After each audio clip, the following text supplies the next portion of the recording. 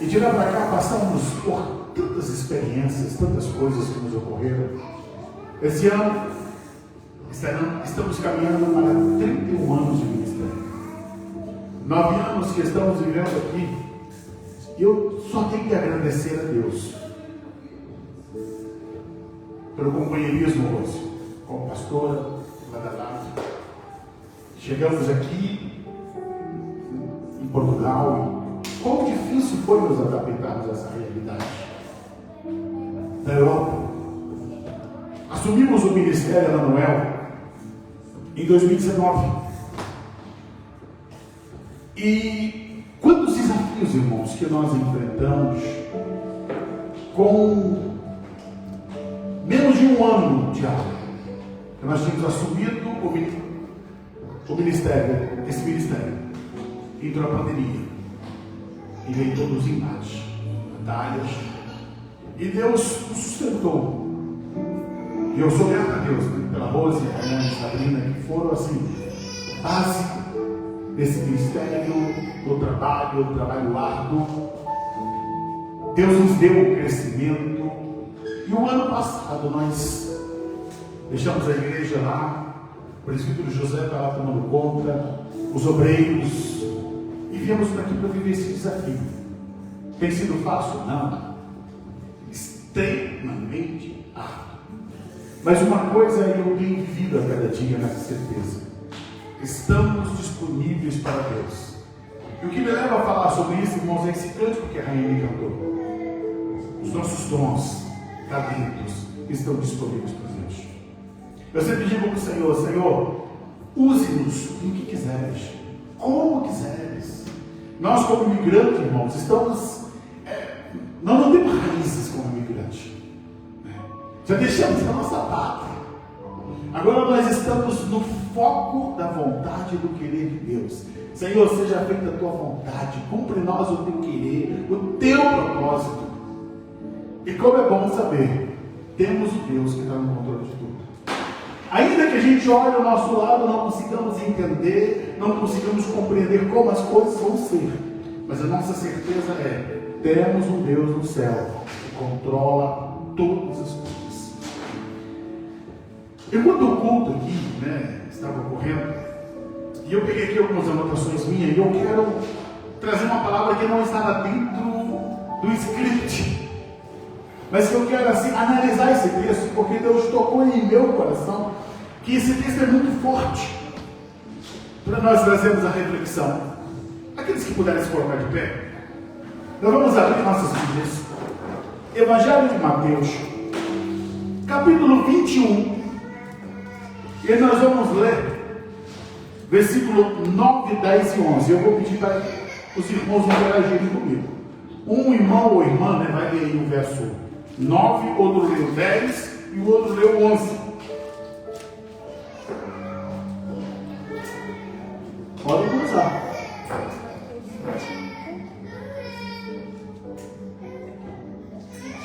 Mateus capítulo 21, versículos 9, 10 e 11. E as multidões, tanto as que o precediam como as que o seguiam, chamavam: Hosana ao filho de Davi, bendito o que vem em nome do Senhor, Hosana nas maiores alturas. E entrando ele em Jerusalém, toda a cidade se alvoroçou, dizendo: quem é este? E a multidão dizia: este é Jesus, o profeta de Nazaré da Galileia. Amém. Pode dizer assim.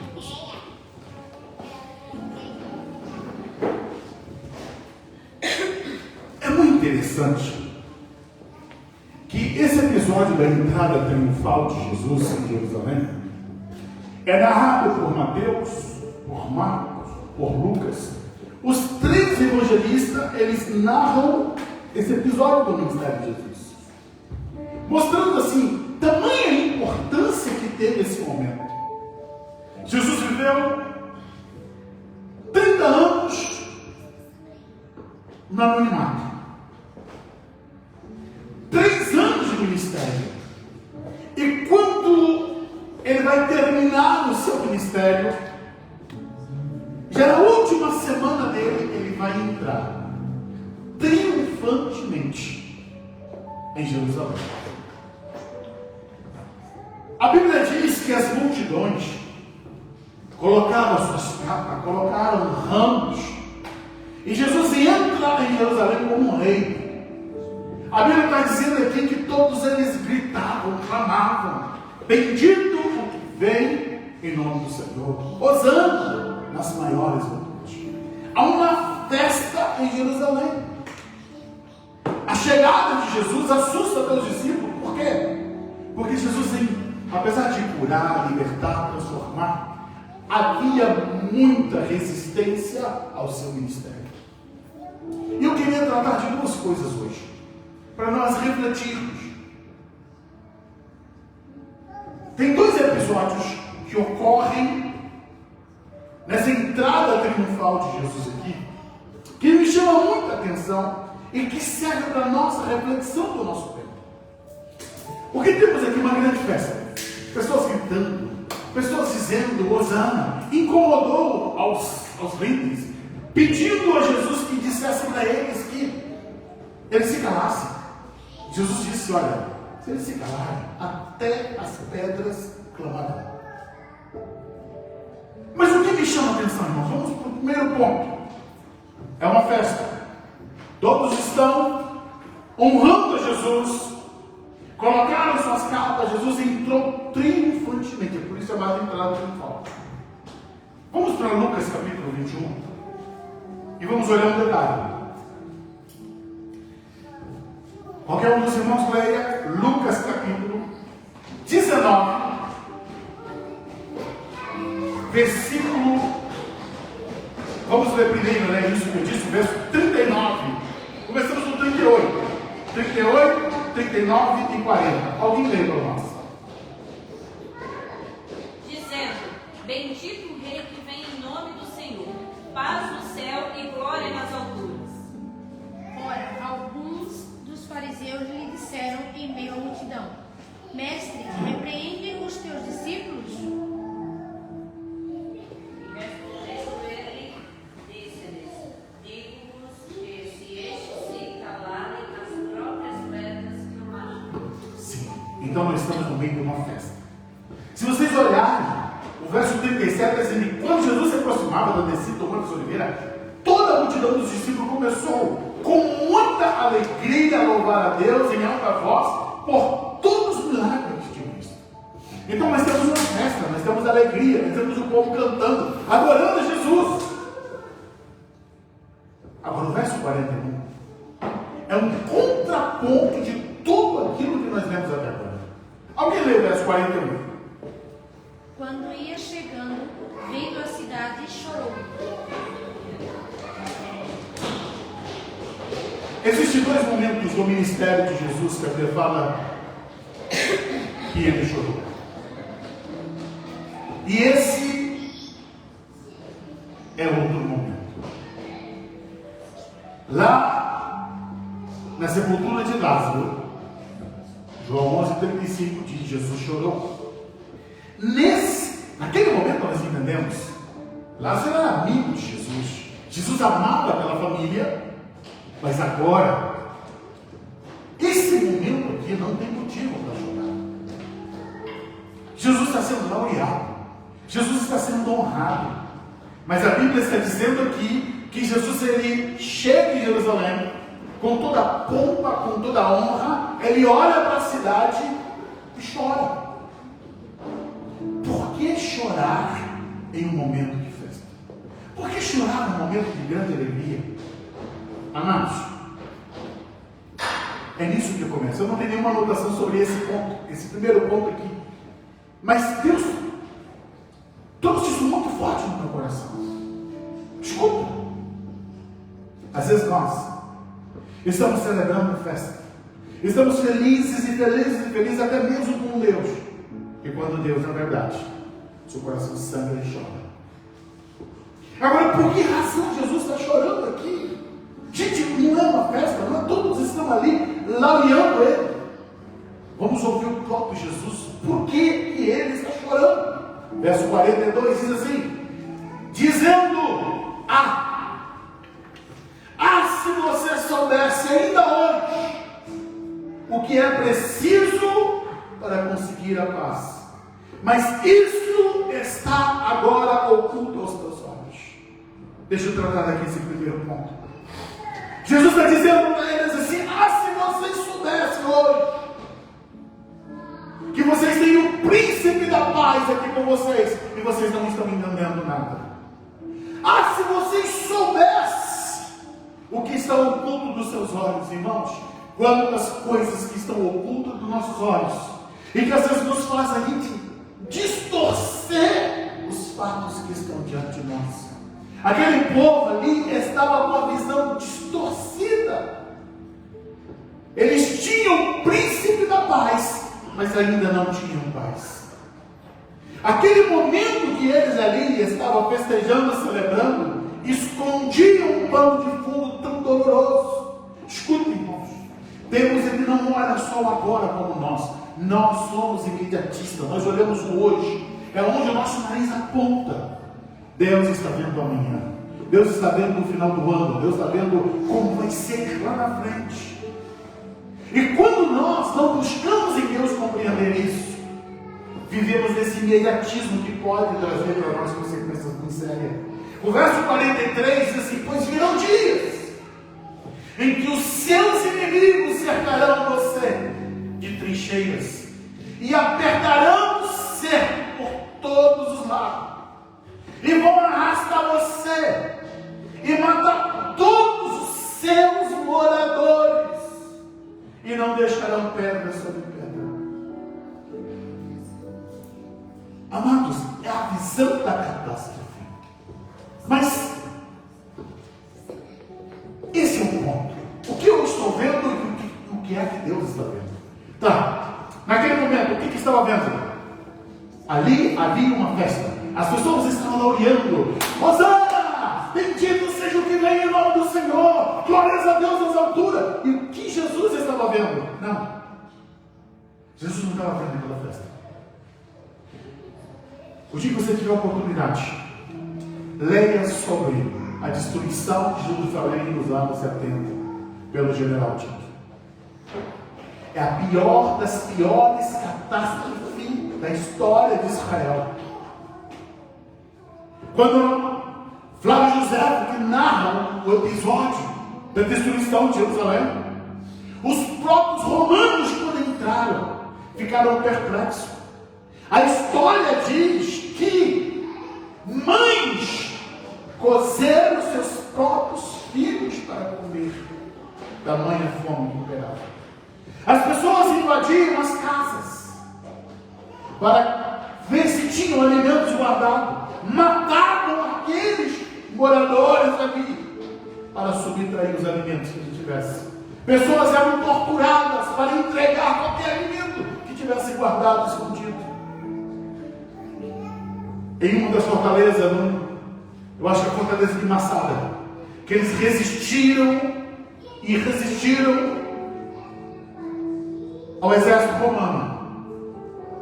E quando o exército romano adentrou a fortaleza, todos os judeus que ali estavam tinham cometido suicídio.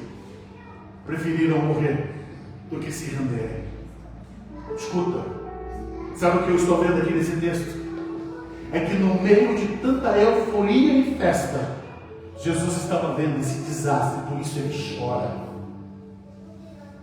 Hoje, o mundo tem festa. As pessoas estão com mesas recheadas de bebida. As pessoas estão cheias de alegrias, de contemplações e de farras. Mas Deus hoje, Ele vê aquilo que lá na frente tem. É por isso que Jesus diz: acautelai-vos, vigiai. Porque o lugar aqui está reservado para aqueles que não se acertarem com Deus aqui. Vai haver choro, vai haver ranger de dente, onde o bicho não morre, o fogo não se apaga. As pessoas que hoje estão celebrando em festas, se elas soubessem o que aguarda para aqueles que não se reconciliaram com Deus. Por isso o final do versículo 44 é que exatamente vai responder isso.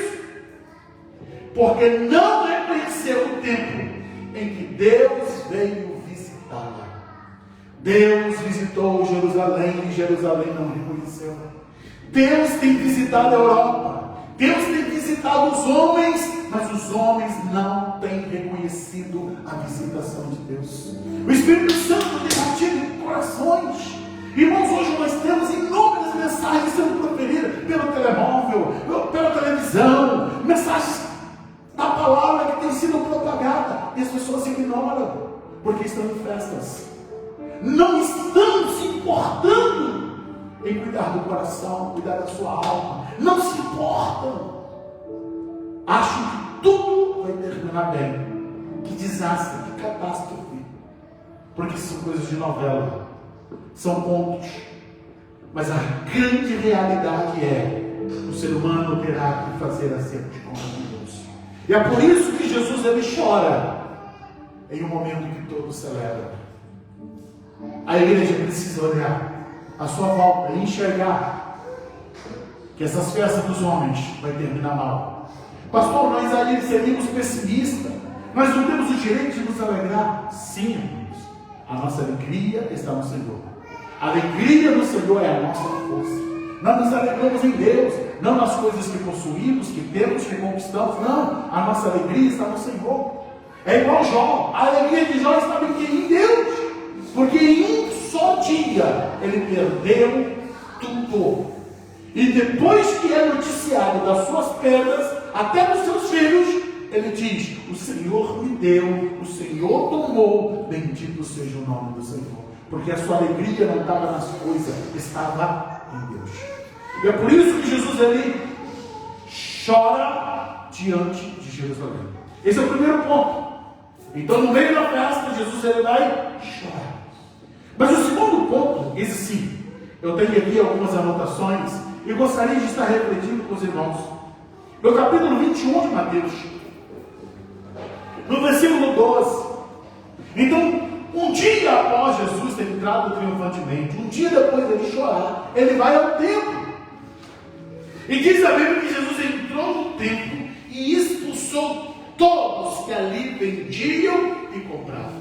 Derrubou as mesas dos cambistas e as cadeiras dos que vendiam pomba. É muito interessante nós olharmos para isso aqui. Por quê, pastor? Porque Jesus aqui está na semana que ele vai morrer. É a semana da sua morte. Ele não tem mais nem 7 dias de vida. E ele vai ao templo. E o que ele faz no templo? Ele vai expulsar os cambistas. Estabeleceu-se ali, no templo de Jerusalém, um grande mercado. Mercado de boi, ovelhas, pombas, cereais, azeite, tudo o que seria para a oferta para Deus estava disponível para venda. Segundo, havia os cambistas, que faziam a troca de moedas, porque cada um dos que iam cultuar teria que oferecer o imposto do templo. E o imposto do templo era somente pago com a moeda do templo. Então eles tinham que trazer seu dinheiro estrangeiro, fazer ali a cambiar, trocar as moedas. Então por isso não havia esse processo de mercado. O local de culto a Deus foi tomado por um grande processo de lucro de mercado. E Jesus olha para tudo aquilo e diz: basta. Ele expulsa todos aqueles. Mas o ponto que eu quero trazer para os irmãos aqui é a última semana de Jesus. Mas no Evangelho de João, no capítulo 2, há um ponto que nós precisamos aqui observar. Versículo 13. Quem achou pode ler para nós? João, capítulo 2, versículo 13 e 14. Estava próximo a Páscoa dos judeus, e Jesus subiu a Jerusalém. E encontrou no templo os que vendiam bois, ovelhas e pombas, e também os cambistas assentados. Aí eu pergunto, João está narrando isso aqui, em que momento que isso ocorreu? Isso ocorreu no início do ministério de Jesus. Entenda, se olharmos o capítulo 2, é quando Jesus transforma a água em vinho em Caná da Galileia. E agora Jesus ele vai para Jerusalém e no início, um dos primeiros pontos que ele vai realizar em Jerusalém é expulsar os cambistas. Então Jesus, quando ele chegou ali, no início do seu ministério, ele expulsou os cambistas, os vendedores. Só que, escuta, 3 anos depois, quando ele retorna, lá estão os mercadores, os cambistas, aquelas pessoas estavam no mesmo lugar. E qual é a lição que eu quero aqui que nós possamos analisar juntos? Primeiro, Jesus tinha feito a purificação do templo. No início do seu ministério, ele chegou lá dizendo: olha, a minha casa será chamada casa de oração. Os discípulos relembravam do texto que dizia: o zelo da sua casa eu consumia. Jesus iniciou o seu ministério colocando as coisas nos seus devidos lugares. Porém, com o passar dos meses e anos, houve um retroagimento. Voltaram a praticar as mesmas coisas. Voltaram a fazer aquilo que outrora eles haviam abandonado. Qual é a lição para mim e para você, irmãos? O Evangelho, quando chega em nós, ele vai ter que produzir a transformação. O Senhor chega e expulsa de nós o pecado, o erro, as falhas. O Evangelho nos incomoda. Não, agora nós não mentimos mais, nós não enganamos mais, nós não fazemos as coisas que desagradam ao Senhor. Essa é a primeira purificação de Jesus. Mas qual é o grande problema que eu vejo nesse texto? É que o templo não ficou purificado. Que no final do ministério de Jesus vai voltar lá e vai reencontrar cambistas, vendedores e a comercialização do templo. Aplicando para nós, irmãos, no dia que nós levantamos a mão para Jesus, o Espírito Santo veio em nós e expulsou os cambistas, expulsou todos os mercadores, expulsou todo o pecado da nossa vida. Ele nos purificou, nos limpou, nos lavou. Sim, vamos purificar. O início da obra de Deus em nós nos purificou. Só que com o passar do tempo, com o tempo, muitas das coisas que Deus retirou e purificou em nós, nós deixamos voltar, deixamos regressar. E isso vai nos contaminando. Maus hábitos, palavras torpes, malícia, cobiça, mentira, maus pensamentos, linguagem, comportamentos inadequados. Deus já fez aquilo que era parte dele. Porém nós, que deveríamos manter o nosso coração limpo, infelizmente, permitimos que o pecado volte. Permitimos que os maus hábitos retornem. Quando Jesus chega ali no templo, depois do grande momento de entrada triunfal, ele vai novamente purificar o templo. Porque aquele ambiente estava carregado de pecado. Quando o nosso coração não é transformado, não é mudado, não tem como Deus agir, Deus mover, não tem como Deus transformar, porque o nosso coração ainda não foi atingido pelo poder do nome de Jesus. Deus quer mudar a nossa história, Deus quer mudar a nossa vida, mas é preciso que nós queiramos essa mudança, desejamos essa mudança. Infelizmente, muitos que começaram bem permitiram que o pecado voltasse, que o pecado regressasse. E quando Jesus ele olha para nós e que ele vê que em nós ainda permanece o velho homem, os velhos hábitos, as posturas erradas, com certeza ele vai dizer: não é assim que eu te deixei. Não é assim que eu trabalhei em você. Não é assim que eu te chamei para você viver. Deus nos chamou para viver uma vida nova. Deus nos chamou para sermos transformados, sermos mudados. E infelizmente, o conformismo, a adequação com o mundo, tem nos levado, irmãos, a viver uma vida medíocre, a viver uma vida totalmente aquém daquilo que Deus planejou para nós. Quando eu olho Jesus purificando o templo, quando eu vejo Jesus ali novamente chamando as pessoas para uma mudança e transformação, significa dizer que Deus não quer que nós voltemos aos maus hábitos, que voltemos ao pecado, que voltemos a vivenciar aquilo que Ele nos chamou para a mudança e transformação. A transformação ela tem que ser contínua, ela tem que ser permanente. Eu não posso viver do passado. Eu não posso achar apenas que as coisas que Deus fez em mim tem que ser apenas histórias para serem contadas. Não. Eu preciso experimentar dia após dia o milagre de Deus. Eu preciso vivenciar, eu preciso experimentar o poder do Senhor na minha vida todos os dias. Eu preciso vivenciar essa transformação contínua. Mas infelizmente nós estamos diante de uma geração. A Europa é o exemplo disso. Deus trabalhou aqui na Europa. Deus moveu desde o início do século XX um grande avivamento, um grande mover do Senhor. Porém, todavia, vemos hoje uma Europa cada vez mais fria, longe, distante do propósito do Senhor, completamente alheia àquilo que Deus Ele iniciou a fazer.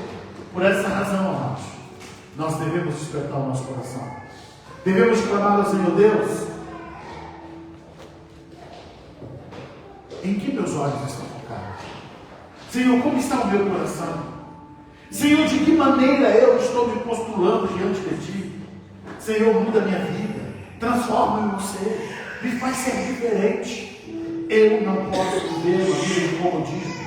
Eu não posso aceitar que a minha vida seja inundada pela tempestade do mundo, pela lama e podridão que o pecado traz.